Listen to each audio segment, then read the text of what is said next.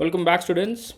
Today we'll learn something that is very fundamental in modern React applications, which is routing. How do we move between pages without actually reloading the browser? Let's get started with the essentials. Firstly, what is routing? If you think of a traditional web page, every time you click on a link, the browser completely reloads the page. But in certain cases, we don't want that. We want a smooth app like experience where the UI changes but the page does not reload. And this is called a single page application, or SPA in short.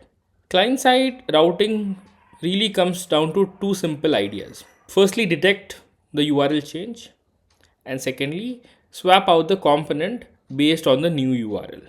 And by adding a few more bells and whistles like managing browser history, running certain code before the actual rendering of the page, we get the full router functionality. Here you can see we have two different routes, the profile route and the dashboard route.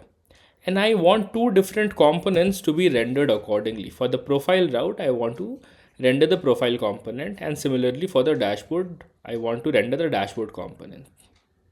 And that can be done using a client-side routing. For routing, we'll be using React Router. It is a very popular library that provides routing capabilities for React applications. It can actually be used in multiple different modes. These modes are basically different coding styles, and all these three different modes offer different set of functionalities. The one to use depends on your personal preference. Framework mode has the most functionality. Declarative or classic has the least, and data mode falls somewhere in between. We will be using the data mode.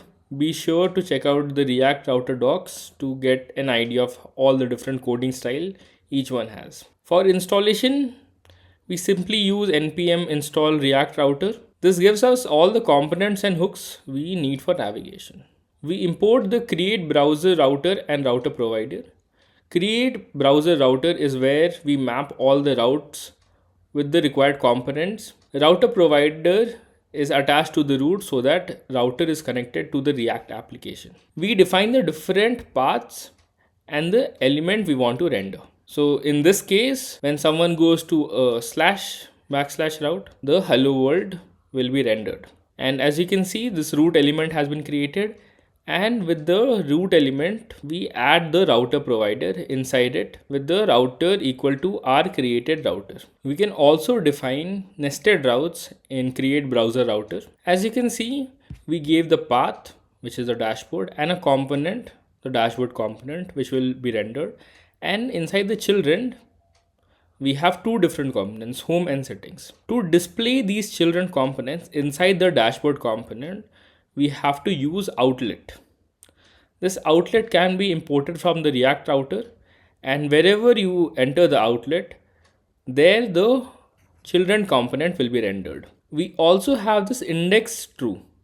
So this tells that if after dashboard we don't have anything or just the dashboard path, then render this home component. And this is how you can define nested routes using outlets. To actually navigate from one page to another inside a browser, we need to use the link tag. This is different from the A tag because in A tag or the anchor tag, the browser, if you go to the same URL, the browser will refresh. So the whole functionality of using a single page application will be defeated. Therefore, React Router provides us with a link element with the to attribute to it.